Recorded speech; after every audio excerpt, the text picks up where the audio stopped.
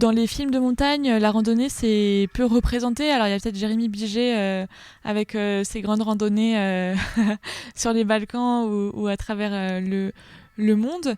Vous avez choisi d'ouvrir un magasin d'articles pour la randonnée. Comment est-ce que vous avez vu évoluer cette randonnée là sur les dernières années? Parce qu'il y a plein de nouvelles choses qui se sont lancées. Alors c'est vrai qu'il y a plein de façons de marcher. Il y a de la marche afghane, de la marche consciente, de la marche nordique et plus simplement de la randonnée en montagne, la marche plaisir, d'être en pleine nature. C'est vraiment des façons différentes d'être dehors. Mais la randonnée, ça doit rester... Enfin, c'est moins une confrontation, on n'est pas dans l'exploit. C'est vrai que c'est certainement plus difficile à mettre en film ou en histoire parce qu'il n'y a pas de confrontation, il n'y a pas d'exploit dans la marche.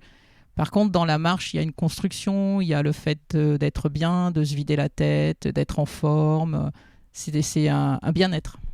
Autour de nous, on a du vêtement technique, du bâton, de la gourde, des gants, on a des semelles, on a des raquettes, on a des cartes, on a de la nutrition aussi, des sacs, des baudriers.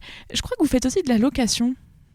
Oui, alors ça, c'était un de nos axes de départ. L'idée était de proposer de la location à des prix, on va dire, assez intéressants, en particulier pour les jeunes, pour leur proposer une offre pour débuter, on va dire, à bas coût dans le milieu de la montagne. Donc on va couvrir sur la location, comme pour le reste, plutôt la marche, ou ce qui est lié à la marche avec quelques autres domaines, mais on fait la location de chaussures d'alpinisme et de matériel d'alpinisme au sens large, de la via ferrata également, mais également tout ce qui tourne autour du bivouac. Bivouac été, bivouac hiver, avec des poulkas, avec des sacs de couchage, avec des tentes bien sûr. Okay. Donc l'idée c'était de garder un peu ce côté marche, en fait, ce fil conducteur de la marche pour la location.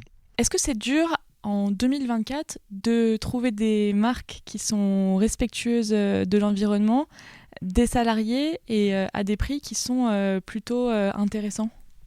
Alors, en 2024, c'est moins difficile qu'en 2018 ou en 2017. Il y en avait déjà. Il y a des très grands labels comme Fairwear Foundation ou Blue Sign qui ont qui ont labellisé ces entreprises. Aujourd'hui, il y a des choses plus globales encore comme B Corp qui sont en train de se mettre en place. Donc, c'est des entreprises qui sont encore plus visibles, encore plus faciles à trouver, on va dire.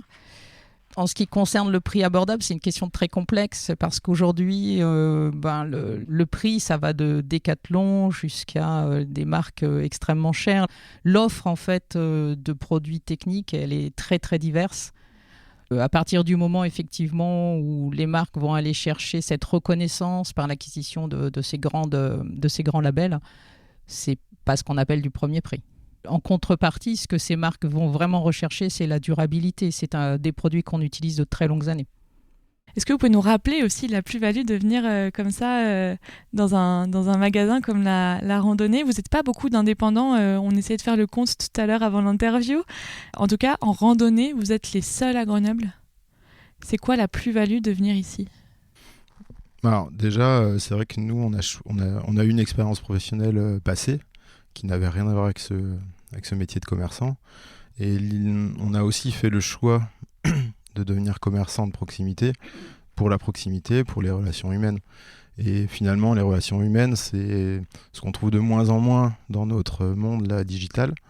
Et nous, on trouve, et puis on y croit encore, on pense que le commerce de proximité a son rôle à jouer et on le voit tous les jours au quotidien. Nos clients sont contents de venir nous voir, ils ont toujours le sourire, ils parlent de leurs vacances, ils parlent de leur famille.